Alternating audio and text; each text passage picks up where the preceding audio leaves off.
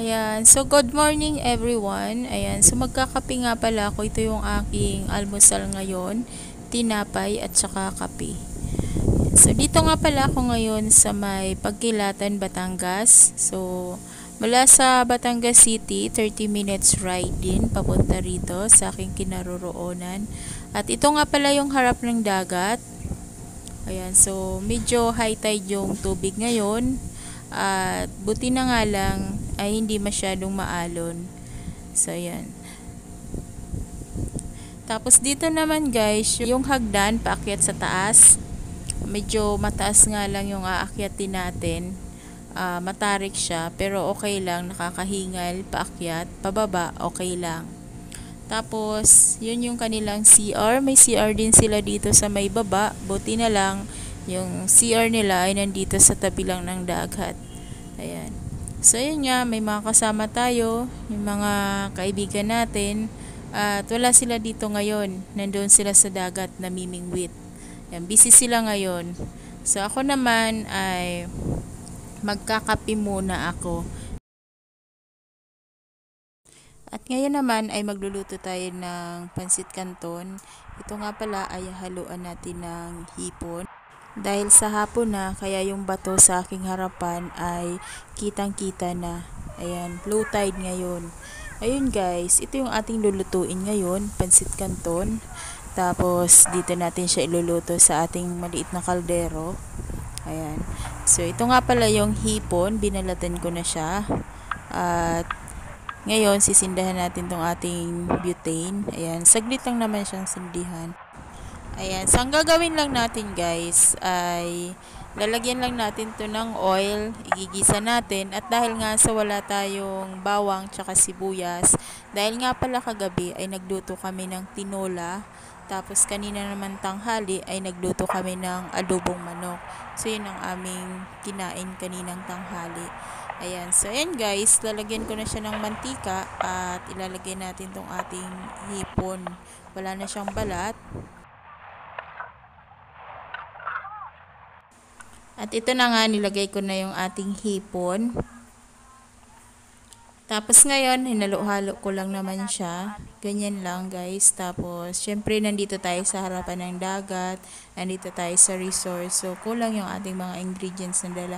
Bukod doon, ay nagluto kasi kami ng adobo. At yun naman ay hindi naman talaga to dapat lulutuin. At ito naman ay pamain dun sa kawil dahil kami nga ay namimingwit dito. At dahil nga sa hapon na, at sabi ko nga marami naman tira yung hipon at saka sariwa pa naman dahil nilagay namin siya sa yelo, so hindi naman siya nasira yung hipon. At kung itatapon naman namin ay sayang din naman, kaya ang naisip ko ay iluluto ko na lang siya. Tapos meron naman kami ritong dalang pansit canton at ito na lang yung ating ilalagay. Ito naman yung ating harapan, yung dagat. So dahil nga sa low tide na ngayon, kitang-kita na yung bato sa aking harapan. So kaninang umaga ay wala tayong nakikitang bato dyan dahil high tide. So ayan nga lang guys, ang kagandahan dito ay malapit lang talaga siya sa dagat. At ito na nga, check na natin tong ating nilulutong hipon kung luto na. Ayan, so ganyan lang guys. Sayang naman kasi kung itatapon natin, 'di ba? So pwede pa naman tong kainin. At ito naman yung ating pansit canton. Ito nga pala yung aking ihahalo diyan. So bali, ang gagawin natin dito ay bubuksan lang natin 'to lahat.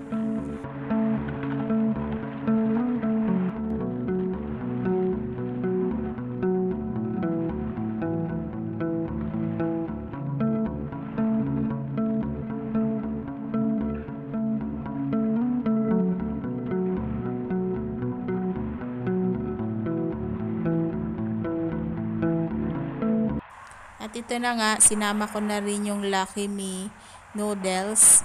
Ayan. Tapos yung kanyang seasoning ay hindi natin yan isasama kasi bali pansit canton lang yung isasama natin dyan. At ayan nga, i-check ko na yung ating hipon. Ayan. So dahil nga sa kumulo na yung ating hipon at luto na rin to.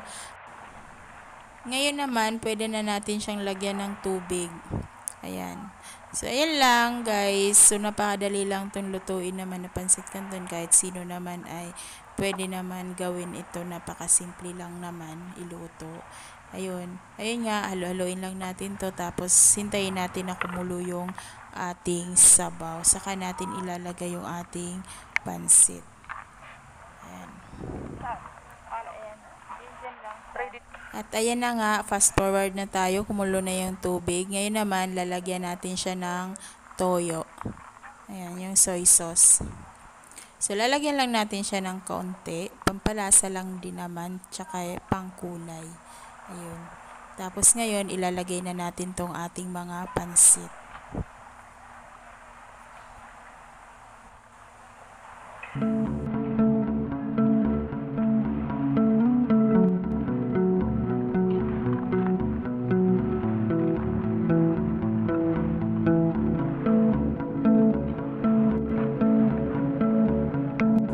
At ito na nga guys, check na natin tong ating nilutong pansit. Ayan. So ngayon, luto na yung ating pansit. Lalagyan ko na siya ng mga seasoning. Ito naman ay yung sa pansit canton. So yun din naman ang ating ilalagay. At ito na nga, pagkatapos kong ilagay yung mga seasoning, yung pampalasa dun sa ating pansit canton, ay hinalo-halo ko muna siya. At ayan nga guys, fast forward na tayo, no? Halos luto na tong ating pansit canton.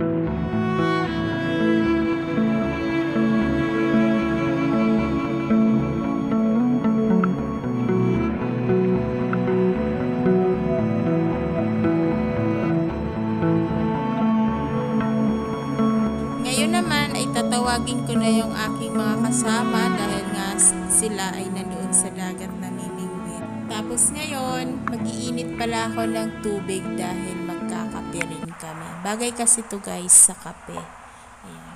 So ito pala yung aming tubig dito. Ito pala yung tubig ay dito mo rin siya mabibili. Kaya lang ang halaga nito ay 100 pesos per galon.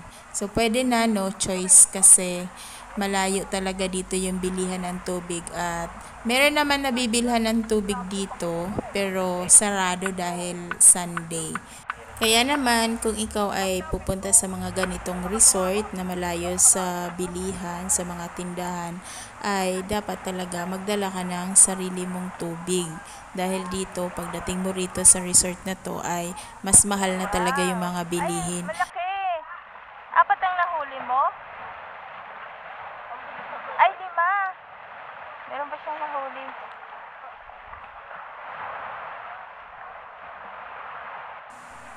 At ito na nga, meron pa kami ritong natirang kanin. So, kukunin ko rin itong kanin para naman maubos na ito kasi sayang din naman. At ayan nga, mayroon tayong tinapay dito. Ito nga pala ay nabili ko ito dun sa may SM Batangas kasi doon ko sila hinintay sa SM. Oh, tara na. Nag-iinit pa ako ng water.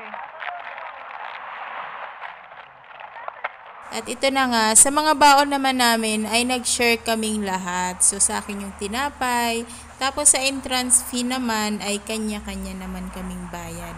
Yung entrance fee pala namin ay 100 pesos per head, kasama na yung parking doon. At ayan nga yung mga kasama ko rito. Nasaan na? Anong gusto yung kape? Matapang. Ayaw mo ito magklase. Gusto mo ang nanununtok? Suntukin mo na lang. Ayan pala eh. Ito nga pala yung mga kasama ko ngayon dito sa may Lubu, Batangas. Si Jeff nga pala ay kasama namin yan nung umuwi ako sa Bicol nung Mayo. Siya din yung kasama namin na pumunta kami ng Subic Beach kaya medyo kilala ko na siya. Tapos naman si Dagol ay ngayon ko lang siya na-meet. Si Dagol pala ay taga Bicol rin, kaya lang ngayon ko lang talaga siya na-meet, and yung kasama ni Jeff, ngayon ko lang din siya nakita, at ayun, nagbanding-banding kami rito. At saka si John Motovlog ay siya yung lagi kong kasama sa mga rides, sa mga gala, and ayun nga, niyaya niya ako ngayon na pumunta rito, kaya yung aking day off talaga ay biglaan lang. Tapos ngayon, ayan nga, nag-enjoy naman kami rito sa dagat. So, masaya kasi nagkita-kita kami ngayon.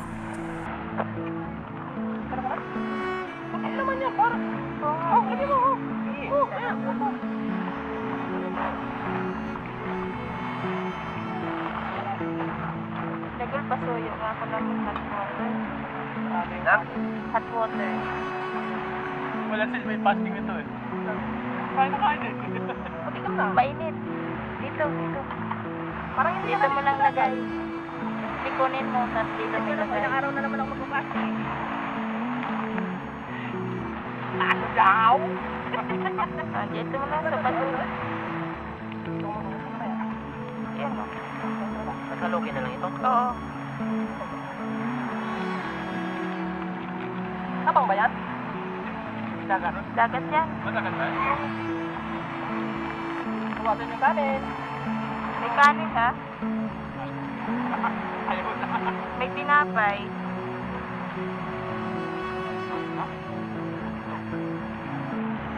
Makot, oo hindi. Kita mo? Ayaw yung tinapay. Pabigat daw. May kanin mas pabigat.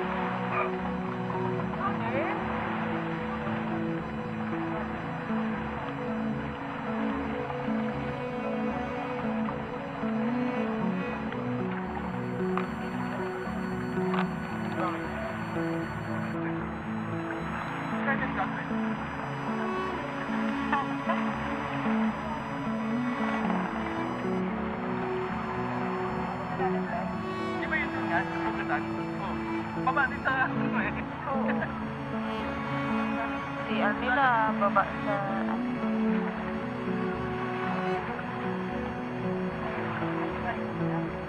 Yan pala galing sa CR.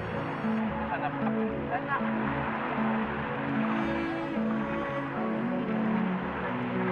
Hindi, pero yung... May pasunod ko. Hindi mo makapabuhay na. Saan kaya lalabas? Saan kaya yan o? Kaya huwag tayo.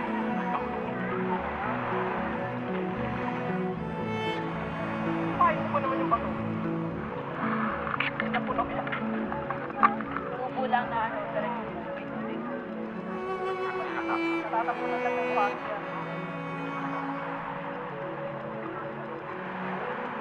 Hindi naman na agad eh.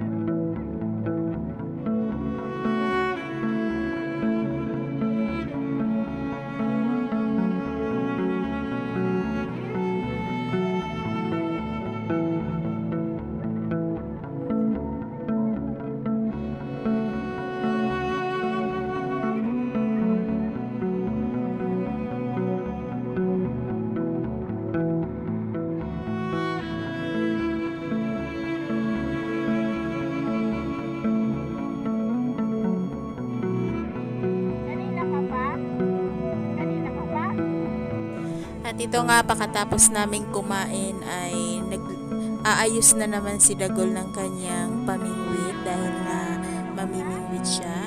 At ayun nga, dumating rin yung isa naming kaibigan. Dapat kahapon namin siya kasama. And dahil nga sa nagka-problema yung kanyang motorcycle, kaya ngayon lang siya nakahabol dito. At ito nga pala yung aming nahuli. Yan, so nahuli ko dyan bali 2 peraso lang. Mostly si Dagol talaga yung nag-effort dyan na manghuli. At ayan nga si John Motovlog, yan, nagtatagay na. Kasama niya si Berlin. Si Berlin pala yung laging kasama ni John Motovlog sa kanyang mga video. Ayan, kung mapapansin nyo, ngayon ko lang din siya na-meet in person.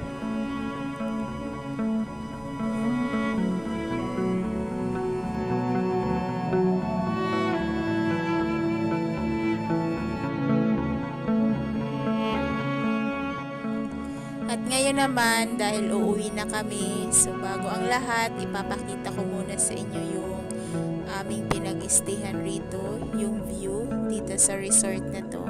Ito nga pala yung hagdan na sinasabi ko kanina na mataas. Medyo nga lang nakakahingal paakyat, pero pababa okay lang. Tapos dito naman sa taas, ito yung view na makikita nyo. Yan yung mga kasama ko. And yung kanilang mga rooms dito, nandito sa taas. Ayan yung parking lot. Tapos yung katabing resort. Ayan. So, ayan guys. Hanggang dito na lang yung aking video. Thanks for watching. And don't forget to like, share, and subscribe my channel. Thank you.